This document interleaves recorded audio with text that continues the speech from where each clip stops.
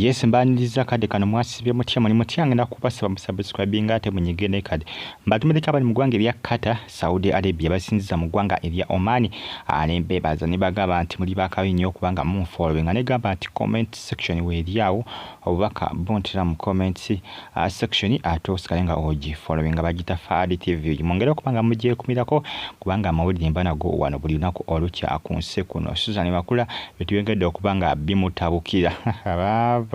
byongedde okubanga bitabuka era nga basinga bagamba nti oyo mukazi bw'aba yali mala ne pastor yali atemesa Makula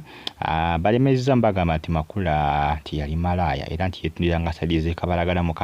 kabaala ke akali sadize kabalagala manya basinga balowooza nti information etambula ya bulimba naye butegeeza amawulire abantu abalabanga Makula abetundu bye kabalagala ebiseera nga basinga pastor Bugingo tanamukwana be bafulumya information eno era bakola ki be boogera bino ebyogerebwa ku social media akadde kane ebitrending nga Makula yalabibwa era n'ekifaananyi kya trending nga kuba ekifaananyi kyadda nnyo essaawa zino Makula munnanga anyirira nnyo n'okusinga wali bwe yali kibategeeza nti embeera ye ekyuseemuko yakolanga mu bbaala newankubadde ebbaala yaliye naye talabika bulungi era Makula abudde nagamba nti ne banamuyita malaya nti yesi wakuleka pastor Bugingo kubanga ebigamba biraba byogerwa nti bamuyita malaya bamuyita nekolya jange nti yali yeetunda onagamba nti oba mpita malaya nze sigenda kola ki sigenda kulekawo pastor Bugingo biyetise bingi ku mutwe essaawa zino ebizibu alina bingi endiga zeetoddeko wali ku kyaki ya Kanani jjukira ali mu nteekateeka kubanga ati nasonda ensimbi ezinazimba Pentagon pastor Bugingo ayongedde okubanga akikkaatiza nti ensimbi tezina kubanga ziwera eza Pentagon era akyetaagayo essente akyasondera ddala jjukira mu ggwanga lya America liba ne Uganda baweereza ensimbi baziweereza mu ddoola ku akawunta ye eya Stanbic bakyasonda bangi nnyo naye wano mu Uganda abamu beetoddeko k'ennamba emu abamu abadde ku kyaki ya Kanani ennamba emu yeetoddeko naye nga pastor Bugingo yagamba nti akyatambuza mission ye okubanga nti nasonda ensimbi okubanga azimba Pentagon yagamba nti akifuddeeko ekyokubanga abantu beetoddeko munange n'ebya Makula tebinaba kubanga bikomekkereza ebyama bingi bikyafu butuukayo Makula bali mu kumulabisa bannange ebyokuba nti ne bamwongerako nti yali malaya byali byasirika naye ati kati bizzemu okubanga babyanja mu public naye nga Makula alaga tatidde era agamba nti omwami we yagenda okumuwasa n'okumukwana yakiri yakimanyi nti akola ki nti yali akola mu bbaala era omwami we nti naamwagala ambagamba nti pastor Bugingo atamanyi kiyesembereza ambagamba nti ne pastor Bugingo nti waba yafuna Makula nga yafuna nekolera jange nti kiba kitega ne pastor Bugingo nti yali atemesa nti loni yagenda okumutemesa ebyavaamu n'akola ki n'amuwasiza ddala era nti no n'akola ki nakkana nga amukyayisiza n'omukyala gwe yali ayina Teri Bugingo kugambye ekyamazima nange waliwo ebintu ebinsukako nze naye simanyi nti Makula yakolanga mu bbaala naye abaye bafulumya ebintu akafaananyi nga kalagira ddala Makula ali akutte mwenge oba kali kasaniya nga kuliko omwenge oba ne juice w'ennaanansi yakolanga mu kasino ekabalagala kasino eyo ya Makula bagita SM bar simanga SM bar and restaurant nawe information entambula bwete bweraga mbu SM simanga bar and restaurant kasino bala ate kono restaurant bakwa restaurant teliawo restaurant byonna bya muntu omu restaurant teliawo n'ensonga nti eri abantu oluusi abasiraamu nga bandyagala ogigendako naye ate woogiranye ebbaala bayinza obutagigendako restaurant eri walakokko naye nga byonna bakola ki bagamba nti bya muntu omu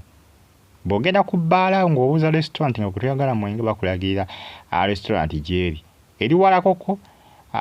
naye si wala nnyo okuva n'egundi bw'eri awo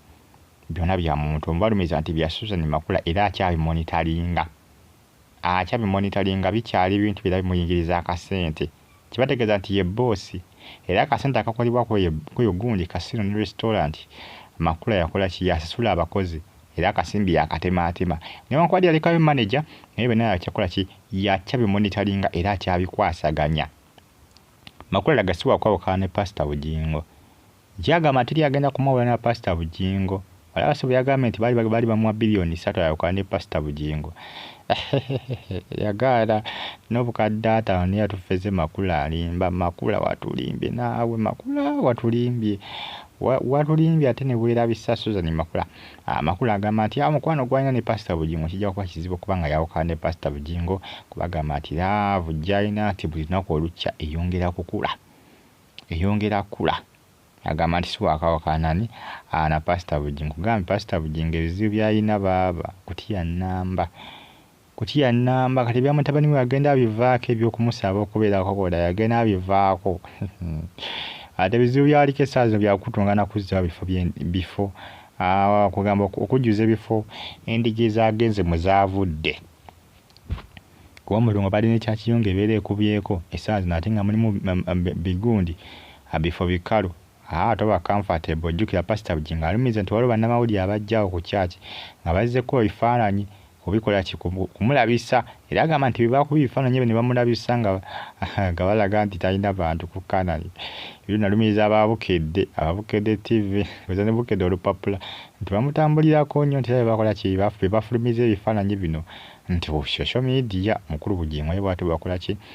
walumiriza. Nenga ensonga zezo Makula agasiwa kuta Pastor Bugingo agamba nibo muleeta guleda sigenda kumuta. Ninga bambagamba nti kale togenda kumuta omukazi woba yali malaaya ne Pastor yali atemesa. Abasinga bagamba nti ne Pastor Bugingo naye munne ali muntu nno lwaki nti olw'okugiraagira nti yali agenzeyo okutemesa nti bwe yatemesa Makula naye n'akola ki n'amwagalira n'amufuula owawaka. Gye bali abasajja bafuula banneekolera gye nga bakyala baabwe gye bali n'abazinga bagamba Pastor teyali kikoze nti Pastor teyali kikoze kufuula ono mukyala we yalifunye omukyala nti n'atafuula ono gwe yali atemesezza obutemesa. Kugambye munange bye Pastor Bugingo naye alaga si wakuta Makula nti oba yali malaaya oba yali biki alaga naye si wakumuta binagwira wa nsonga zezo. Bagita Fad TV ugisigala ng'ogifollowinga like nga commentinga nga Pastor Bugingo bamuli naye alaga omukyala si wakumuta n'omukyala alaga si wakunoba. Kiki ekinayitira Pastor Bugingo ne Makula okwawukana bannange